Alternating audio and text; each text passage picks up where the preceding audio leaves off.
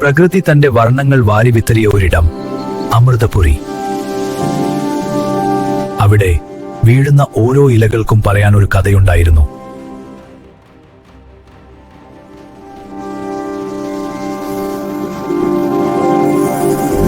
ആറു വയസ്സ് മാത്രമുള്ള ഒരു സാധാരണ പെൺകുട്ടി. പക്ഷേ വിധിയുടെ പുസ്തകത്തിൽ ഇവൾക്കായി കരുതി വെച്ചിരിക്കുന്നത്. കൺമണി, നമുക്ക് കാട്ടിൽ കളിക്കാം. ശരി ഋതു.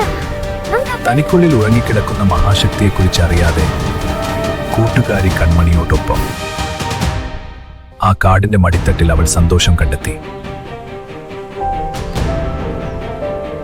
പക്ഷേ പ്രകൃതിയുടെ താളം ഇല്ലാതാക്കാൻ ഒരു കരിനിഴൽ വരുന്നുണ്ടായിരുന്നു. നിറങ്ങളും വെളിച്ചവും ഇല്ലാത്ത ഒരു ശൂന്യതയിലേക്ക് ആ ലോകം വഴുതി വീഴാൻ തുടങ്ങുകയായിരുന്നു.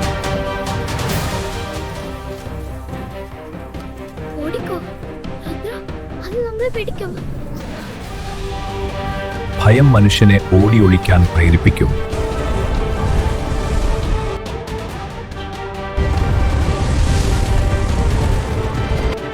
പക്ഷേ വിധിയാൽ തിരഞ്ഞെടുക്കപ്പെട്ട ചെന്നെത്തുന്നത് അവരുടെ നിയോഗത്തിലേക്കാണ്.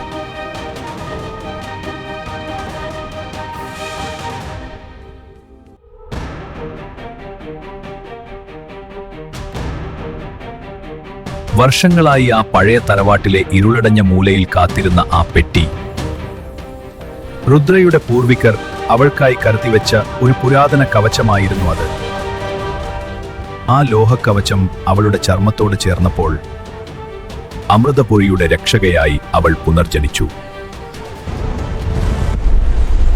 നിറങ്ങളില്ലാത്ത, ചിരിയില്ലാത്തൊരു ലോകം ഞാനുണ്ടാക്കും.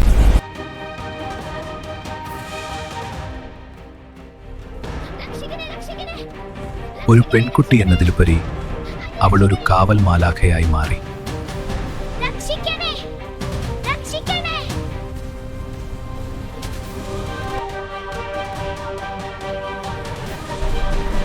നിന്നെ ഞാൻ നശിപ്പിക്കും ബ്ലൂം.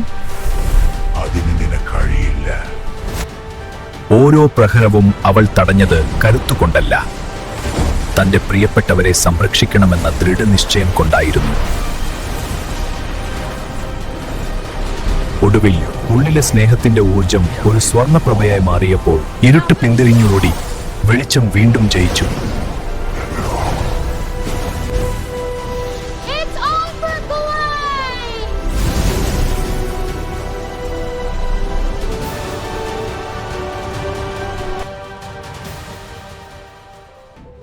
സൂര്യൻ വീണ്ടും ഉദിച്ചു.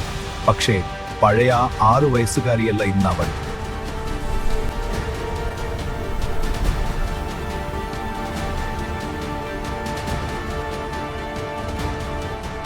യുദ്ധങ്ങൾ അവസാനിച്ചിട്ടില്ല. ദൂരെ മലനിരകളിൽ പുതിയ വെല്ലുവിളികൾ അവളെ കാത്തിരിക്കുന്നു. അമൃതപുരിയിലെ ഇരുട്ടിനെ രുദ്ര മായ്ച്ചു കളഞ്ഞു. പക്ഷേ ഇത് വരാനിരിക്കുന്ന വലിയൊരു പ്രളയത്തിന്റെ ഒരു ചെറിയ തുള്ളി മാത്രമാണ്. രുദ്ര എന്ന ഇതിഹാസം ഇവിടെ തുടങ്ങുകയാണ്. അവിടെ എന്റെ ആവശ്യമുണ്ട്. ഞാൻ പോയി വരാം.